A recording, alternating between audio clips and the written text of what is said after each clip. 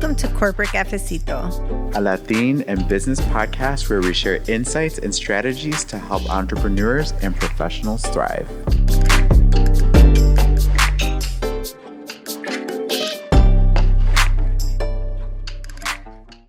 Hi, everybody. Welcome back to Corporate Cafecito. Yo soy Nayeli Suarez Guess. Y yo soy Carlos Butler Vale. So welcome back, right? Another year, another podcast as we continue. And this was a topic that Carlos had heavy on his heart. That's too funny. It is true. I guess to sort of preface it a little bit and provide a little bit of context, one of the things that we think about, obviously, in terms of, new year, kind of a little bit of a reset, great opportunity to rethink relationships and approaches to relationships. I was thinking about the topic of trust. Yeah. And, just thinking about, obviously, how particularly in a work setting, trust is obviously one of those things that everyone talks about, but it's not necessarily anything that someone sort of teaches, right? I mean, there are ways that you can go about it, particularly I'm sure in the work that you do and others do, to talk about the importance of it. But it's like, what are the building blocks to, establishing trust, maintaining trust, knowing who to trust, and when to reevaluate potentially certain relationships. 100%. I think so many times, and I'm guilty of this. My father has forever made fun of me about this. I trust right away. I trust everybody 100%. And you know what? I will say, because I do that, I would say 90 to 95% of the time it works out. Yeah, I that's believe true. most people are very trustworthy and they're very trusting. Yeah, I agree with you. And I think one of the things that I've learned, obviously, as I've grown as a professional is sort of knowing and understanding what trust is and what trust isn't. Yes. So when we think about just key points in terms of like framing the conversation, right? Like trust isn't necessarily, particularly in the workplace, doesn't necessarily always mean friendship.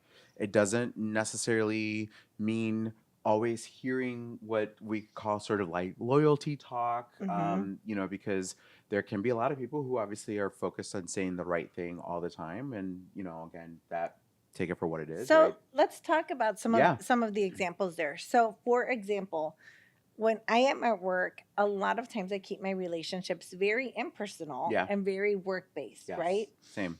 But trust there means I trust you're going to do your job. That's right. I trust that we all come here with good intentions. Correct. I trust that we all wake up thinking we're going to be good people, and something happens along the way and someone may not be a nice person by the afternoon, but I believe and trust that we're all there with the same motives, with the same goals, and with the openness of sharing. Yeah, and one of the things that you said I think was really critical, because again, I'm the same way. I tend to trust very early and very often. And, one of the things that as we think about what trust is, right, and starting to frame kind of like what trust is in a corporate space is patterns and behaviors, over time, right? Because there is something to be said about the need for consistency. Well, consistency builds trust. Yeah. If you're not consistent, you don't get the trustworthiness. Right. Exactly. We want people who show up. We want people who speak openly, right? And as leaders, we need to invite trust. Absolutely. And we need to open up for trust, right? Because oftentimes as leaders, we may not tell someone like, hey, you're doing a good job, or you're not. And that builds trust. When we perceive value in each other, that's a trust building foundation. I think we could probably have an entire episode about like the dynamic of like leader to employees, and then amongst employees, and then even leader to leader, because I think you and I both know that the dynamics and what's at stake, I think, can sometimes like the bar raises significantly. Yes. But it's like, what does trust mean, and how do you do it could potentially obviously sort of vacillate depending on the type of relationship. So Yeah. if it's supervisor and you know, person who's being supervised, supervisee, that's a different sort of level of Right. trust. If it's Like, peer to peer, it's right. very different, right? Depending on where you are. But you know, for today's purposes, you know, one of the things that, or I guess a few of the things that I was thinking about was really sort of thinking about, you know, knowing who to trust, um, how to approach building trust, and then maintaining trust while also, I would say, staying aware, right? Like not being naive. Right. Because I think, you know, certainly, I'm sure, Nayeli, you probably have some examples too where maybe you have had that building that you thought that you had a trusting relationship at And then you work, find out you and then you find don't. out you don't, and it's like, how do you navigate So I always that? tell people, like, when you start a job or start a position or change teams, don't trust immediately, right? Learn the team, learn, right? Like, you need to set like what trust means. Yeah. Does it mean showing up? Does it mean performing your work? Is it someone that you could go to vent about work stuff? Is it like, what do you want from that relationship? Yeah, absolutely. And you know, for I think many years, I thought that trust. So I think let's set up kind of a framework, right? Or at least common language. Let's start there. So, because you know, we love establishing All common right, go language for here. it. So, for a long time, I thought trust was proximity, and I think in What do you personal mean by proximity? relationships, well, so in personal relationships, how close you feel to someone, I think can often be synonymous with how much you trust that individual. Hmm. And so if I'm really close with you, I think we typically feel that there's a correlation, a positive correlation between like proximity and Okay, trust. but how about your prima la chismosa? Well, I That's mean, close so proximity, so but it no so trust. proximity from a relationship Hmm. perspective, but I'm not close with that prima chismosa. You know what Yeah, I mean? yeah. Like we're not BFFs. See, and I think like I'll challenge that a little bit because I trust my accountant Yeah. and I see him once a year. Okay. But him and his team are so good at their craft and what they do that I trust. And when I go into their office once a year, me da unas regañadas bien ricas, and then, Shout out but to the yeah, accountant. yeah, Hector Borges. All right. But like I trust him. I Sure. don't need to check in on him. I don't need that like closeness. And so that's actually you're getting me to the next point, Yeah. which is my thought on what trust is, particularly in the workplace, Hmm.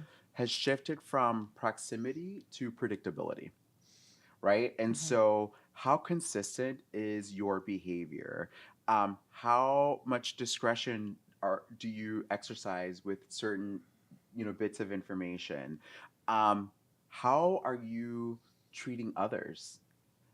Because one of the things that I've realized is that sometimes those dynamics can be very skewed, and so how someone may be treating me may be totally different than the way that I see them actually kind of So let's engaging talk with other about that. people, and Because that I think is it your, sets up a little bit of a clash. well, it depends, right? Because we also don't know the relationship with the other person. True, We don't know if they've burned them in the past, and absolutely. that's why they're reacting that way.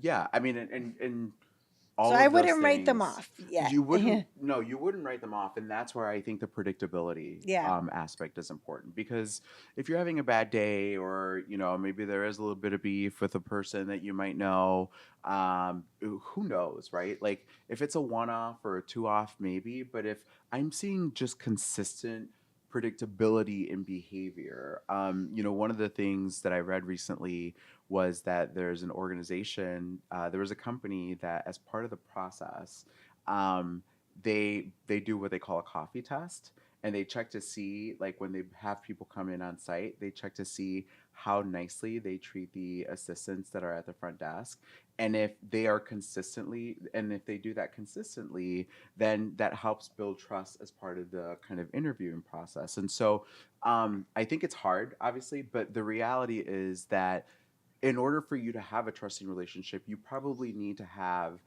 And by the way, I'm not saying it's a this or that. I think you can have proximity, to your point, and predictability. But when I think about working relationships, I may not necessarily be close to somebody, but at least I have to be able to trust that you are going to at least show up consistently.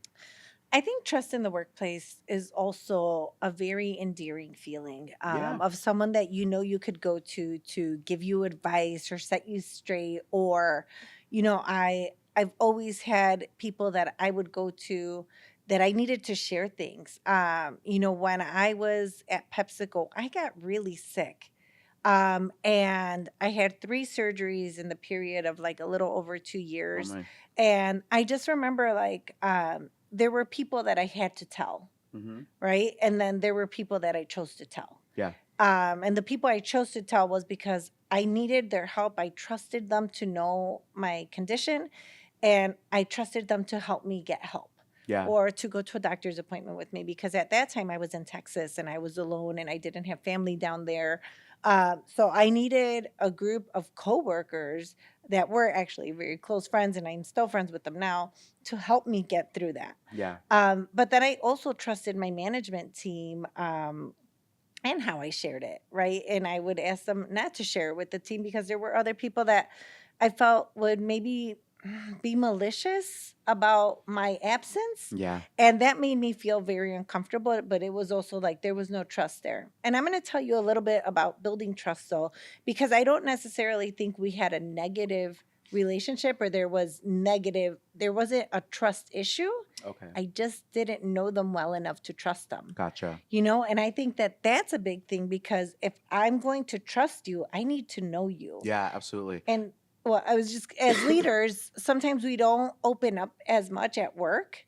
And so when you don't open up, people don't know anything about you. And if they don't know anything about you, it's hard to trust you. And I will say, I mean, obviously, as you know, having worked in HR for a really long time, we've been part of the problem, and I've always said that and admitted that openly. I was working in HR back when we were basically telling leaders and each other not to share anything about your personal lives. There was no such thing as bringing your whole self to work. Right. That was the complete opposite of what we would want you to do, because that would then open you up potentially to liability, or that would potentially open up the organization to liability, and But it so took a lot of the warmth away. it did, but it created kind of this like sort of clean slate environment, I think, was the idea. But I think you're right. One of the things that we heard consistently was it's hard to get to know these people and what they care about and Hmm. who they are and what challenges they might be having, or like, people didn't talk about caretaking, they didn't talk about, Hmm. maybe they talked about their kids, but like they didn't certainly talk about, and it was weird. I remember going into rooms where people were even scared to talk about the vacations that they went on.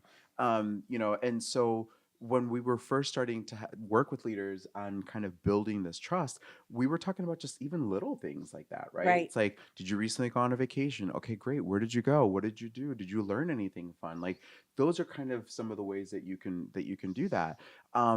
So I completely agree with you, and I think you also have a very different perspective as an entrepreneur. You know what? As an entrepreneur, it's very different because I don't have coworkers. I don't have someone to run to, and so I'm part of several networking groups. Yeah. And my networking groups, I go to them for camaraderie. Yeah. And it was very funny. I was at one of my networking meetings. I go every Wednesday morning, and they're an amazing group. But I was asking one of the lawyers in the group, like, hey, I heard XYZ, which is the best solution? And he's like, I know what you're trying to do. And I'm like, just tell me. Yeah. But, Yeah. we have that kind of trust built in. Like, Yeah. I That wouldn't take rapport. advantage Yeah. or get free legal advice. I was like, I saw this on TikTok. What do you think? Yeah. But I think it's, as an entrepreneur, the other thing is, I do a lot of consulting work, and you have to establish trust quickly. Yeah, you do. And, one time I was on my third session with a client, and I remember telling the individual, like, if you don't trust me, this won't work. Yeah. And I'm okay if it doesn't work, if I'm not the right fit, but I need you to either jump in with me or find someone else. Yeah. Because if you don't have trust, and I go in with like my heart wide open, Yeah. like big smile, and I was just like, I was so taken aback by how closed off this person was. Um But I also know, like, as a consultant who goes into many companies, um, there isn't trust with a consultant sometimes Yeah. because there's a threat of like, why is this person here? And what do they haven't Right. been here and whatnot. So There are I a also lot of know, dynamics. Yeah. yeah, so I also know that it's not 100%, they're not, it's not personal. They Yeah. just met me. But I understand their hesitation. And I think part of building trust is knowing where the other person's coming from. Yeah, I completely agree. And I think that there are certain things that like I would say aren't I don't know that it would be like telltale signs, but I mean, in my experience, when I think about what trusting work relationships are, it's again, making sure that you're able to confide in somebody and that they're Hmm. able to obviously hold that information, that they're not going to necessarily run to somebody else and use that to and weaponize that Right. information. Another thing that I think has been really, really important to me, like a green flag, has been somebody who's willing to give feedback, but do so privately. Hmm. I mean, I think, I've been in places and spaces, particularly in leadership positions, where I think a lot of people could probably see an opportunity and pounce on it to make themselves look better, or there is unfortunately sometimes a little bit of this kicking people while they're down, and not that I think that's a great environment, but it has happened, right? But if someone could come to you privately and say, hey, listen, about this meeting, or whatever it was, like I think that to me is obviously um, something that's important. Someone who shows up, I think, consistently regardless of the audience, is also really key. I think from But showing up and being helpful. and authentic. Yeah, yeah, help. No, I like that. I just think like if you just show up, especially in the world of Zoom right now, or online meetings, like so many people are on those calls, but they don't participate. Yeah, They're not I engaged. love Like that. I Yeah, can't trust you. I don't yeah, know you. You haven't opened your mouth at all. yeah, yeah, yeah. So you're off camera, or I'm in the middle of a sentence and you start talking about something else that has nothing to do with the topic we've presented. Right. There's a negative, like, what this person made me feel. But I also want to say I don't know if that's that at that point I'm trust neutral. So I don't really know this person, but I that doesn't impact my trust. I'm not going to trust them more, but I also don't trust them less. I just kind of like they almost become an NPC to me. Yeah, but I mean, I would argue that that is negatively impacting the relationship, no matter what, because not for you, but for the individual, right? Like if you don't, if you feel indifferent and from a trust perspective, there to me that's like there's very little then additionally that you can gain or that they can gain from that Right. Yeah, they're not going to be in more relationship. meetings Yeah, or absolutely. Or whatever. it's They're like, not well, going to be no, my I'm not going number to one invite. pick. Yeah. Exactly. Yeah. So But I think that that's more of a competency than a trust. right, there's a maturity, I think, potential element there. I mean, Right. there's so Because to much me, there. trust is like, it's a confidant, but not a secret keeper, right? Like Yeah, I'm not I gonna like go that. share my personal stuff, but I may come by and say like, hey, you know, I feel uneasy going into this meeting. Like, give me some advice. I trust you, Yeah, and that person has your best interest at heart, yeah. and you go to them with an open heart, and that to me is like the foundation of And trust. you bring up a good point because I do think that there's a difference between building trust through things like oversharing or trauma bonding or Mhm. forced vulnerability. I have been obviously on the HR side. I have had to deal with issues where leaders in particular want to build trust by way of having people like feel way overexposed. Oh my God, how about the trust fall? Yeah. Like, oh God, those were awful. Yeah. I'm like, I don't want to fall at work. I'm gonna bend my knees. I cannot. And it's Yeah. not for lack of trust of the people behind me, Yeah, yeah. but it's because I don't like to fall. Yeah, and so Yeah. like there's that, right? Because there's something to be said about how to build it then Yes. strategically. And so on the other end of that, right, it's making sure that as a leader you're showing up reliably, that as a peer you're showing up reliably, that you're demonstrating competence, that you're working towards building more acumen about whatever it is that you're doing, and that you're exercising judgment, um, in a consistent manner, right? I mean, Mhm. you talked about your prima chismosa, right? We all have one, And right? we all have them, and Sometimes we are them. I love a good chisme as much as anybody else, right? Um, but where I exercise my judgment is in realizing that this is obviously someone that I can't trust with what Yeah. I'm saying because I can't trust their judgment, right? Right, And because you're passing judgment. So yeah, you can't just go ask. And I saw this. You're gonna be like, "Esta se la pasa on TikTok," but I saw this thing, and it said, "If you're sitting here talking to me about someone who is hurting as gossip, and you're not running to help them, then you're the then problem." you're the problem. And Yeah. I was just like, "Oh yeah," and I'm like, you know what? But sometimes we don't tell people we're hurting, but we Yeah. do tell the people we trust. That's exactly right. And I mean, I think for example, what I'm not saying or advocating is that if you're having a bad day, that you're not having conversations about that, that if something happened that is significantly shifting, you had a death in the family, you had a sick kid or whatever it is, like I'm not saying like that's not the type of oversharing that I'm No, talking the about or anything like oversharing, that. yeah, it goes Yeah. to a different level, and it will now change the perception of you. Yeah. And it's And like if people are seeking you out for the gossip, then you're probably oversharing yeah. about other things that, because you know who you need to go to for the gossip. And that's obviously someone that So I you had wouldn't an trust. amazing coworker, a good friend, and I heard gossip about her. And I went to her, and she and I hadn't talked for a while, like over a year. Yeah. And I invited her over to my house for coffee. And I said, "Hey, here's what's being said about you in the office," Mm, which means you're oversharing. And the mm-hmm. people you're sharing with, they're not And they're trustworthy. going out and sharing. Yeah. Yeah. And so she was like, "Thank you for telling me." Yeah. And it's like, that's how I build trust, by protecting her. Yeah. So I think we need to talk about how to build trust. So, Yeah. we talked about showing up but being useful. Yeah. And not just like a potato on the video call. Yeah. Um, the other thing I would say It's a is funny visual. I know, is being truthful. Yeah.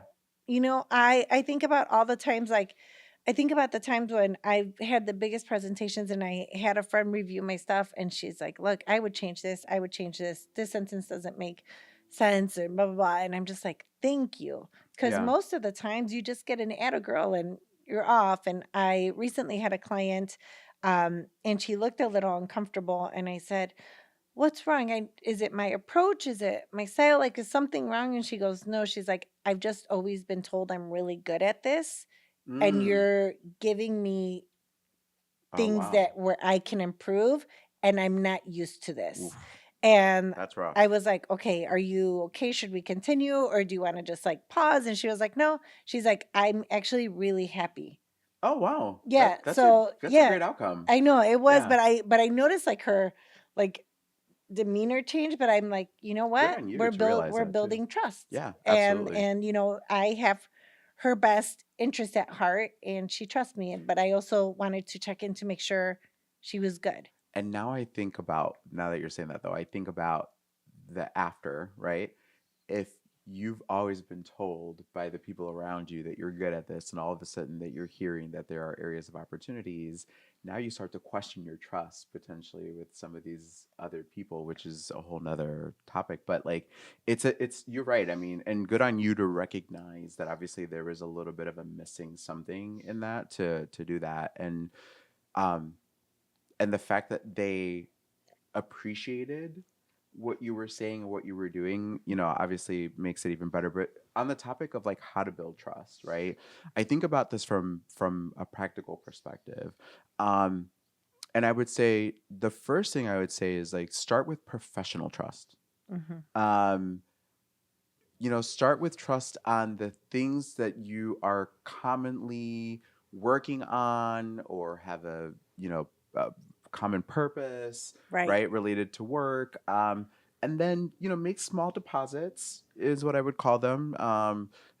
Here or there, maybe you talk about your kids if you have them, or maybe you talk about pets. Pets are a great way for people I to always say, connect. like, building Mm. trust is like dating. You're Yeah. on the first date. Talk about your siblings, your parents, like Yeah. what you like to eat. Do you like pizza? I like pizza. You like Yes. tacos? I like tacos. Absolutely. Because we're Did you travel ultimately just anywhere? trying to belong to each Yeah. other. We're And finding that connection. absolutely. It could, and again, it could be as simple as Hmm. like this summer we traveled to, Right. or we're thinking about heading Yeah. somewhere, whatever. But like start with those like little deposits before you start to kind of make any potentially big disclosures.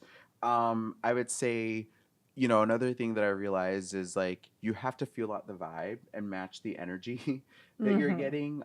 If you're realizing that you're putting out stuff and you're not necessarily and that's not being reciprocated, maybe think about like, is this matching kind of where I should be? And then I think it's always important to observe, right? And particularly when you're thinking about what relationships to invest in, um, think of all of these things together and then decide, yes, this is obviously someone that I can continue to invest in as a trusted, partner, resource, colleague, whatever that might be. I would also say, in terms of professional trust, you need to be very aware of what that person can share. And Mm-hmm. so, oftentimes, is if you're in a management, like manager and above role, you will have confidential information, and asking someone to break that confidential information Yeah. that would put their job at jeopardy just so that you could know something before someone else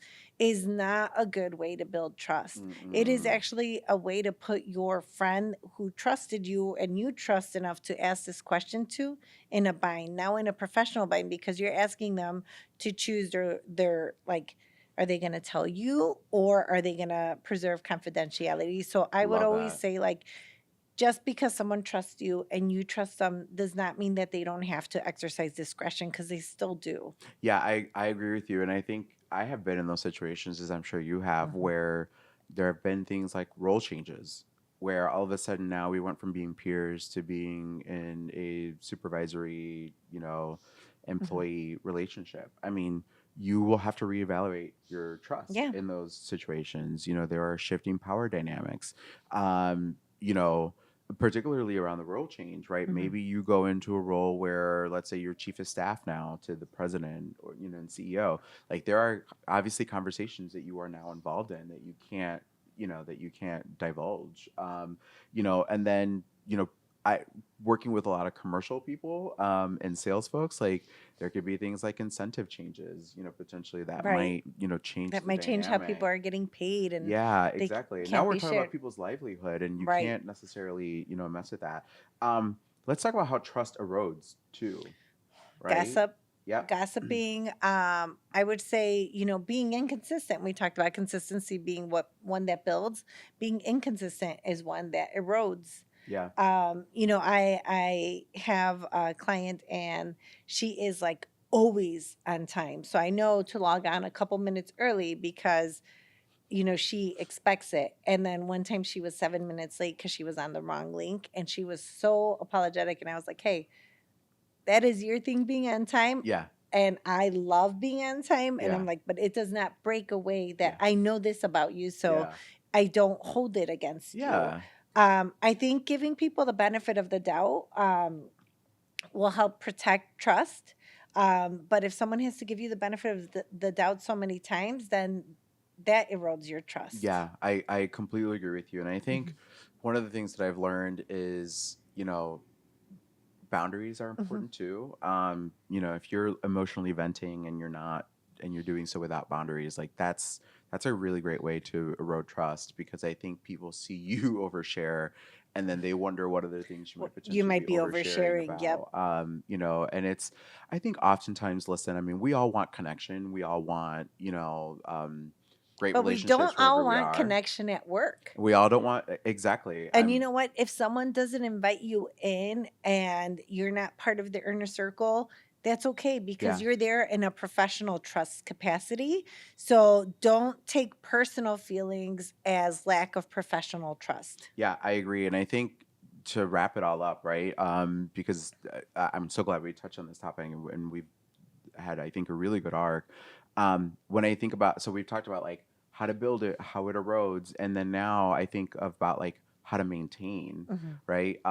And the some of the things that come to mind are like reassessing trust and trusting relationships regularly. That's just Mhm. part of maintenance, right? You rely on your oil change, on your oil, what does it call it? Yeah, The the the oil signal, the light, sticker. the oil light and the sticker, but you trust but verify, right? You still Mhm. go through, you obviously reassess, you make sure that you're doing so regularly.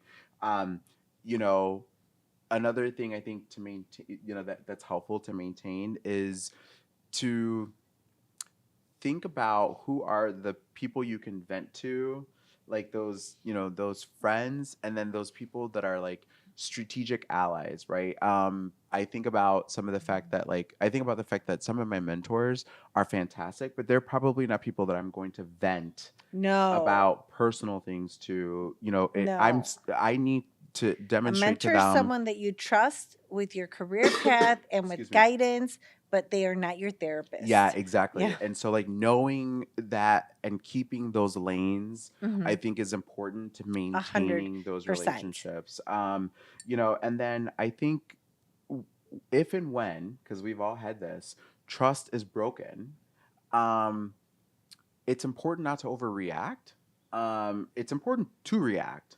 And that could be watching someone's behavior, that could be potentially pulling back a little bit. But it's important not to overreact because I think people are constantly watching. And if they notice a little bit of shift or a change, then all of a sudden you may look like the odd person out. And that just then creates probably like a distrusting environment generally. So, I would say when trust is broken, you have a couple options. The first one is to, if this is someone that you've trusted and, thought so highly of, yeah. ask why they did it. Yeah. I think if you value that relationship, that friendship, that coworker or that leader, ask what happened. Because oftentimes it may not be what we think it is, Yeah. right? And That's then true. secondly, remember what it feels like to have your trust broken Love and that. honor and respect like the trust that's been given to you so that Yes. you don't break that trust with others. I, that is, I think, great pieces of advice to wrap this up on because I do Well, I think. have one more. Oh, but Yeah. let's go. Let's do it. And three, I would say build trust slowly. Yeah. Um, you know, go in with an open mind, open, but also like don't jump from day one and pick a lane or pick a ship or pick a Yeah. team because you may find later that that wasn't the group or the team that you wanted to present your identity with, right? Dime con Yeah. quién andas y te diré I quién literally was eres. just thinking And about it's that. like make sure so build your trust slowly, like we go into a swimming pool, first our toes, then the feet, then the knees, like Yeah. so those are my three tips I, for advice I for was literally trust. thinking about dime con quién andas y te diré quién eres. And the other Mhm. thing that I think about is like show, don't tell. Mhm. Because I think particularly when it comes to building and maintaining trust, it's really more Yeah, about what you do versus what you say. agreed. That consistently doing goes a long, long, or certainly much Mhm. further way than consistently saying Yes, something. yes. So, well, good. Yeah. That was I love it. great. Thank you Awesome. guys Thank you. so much for joining us. La confianza is not something to take lightly. It is No. something that we earn, something that it's a gift that we can give others. So, my coffee's out. Thank you for joining us on Corporate Cafecito. Yo Yeah. soy Nayeli Suarez Gas. Y yo soy Carlos Butler. Vale. Hasta pronto.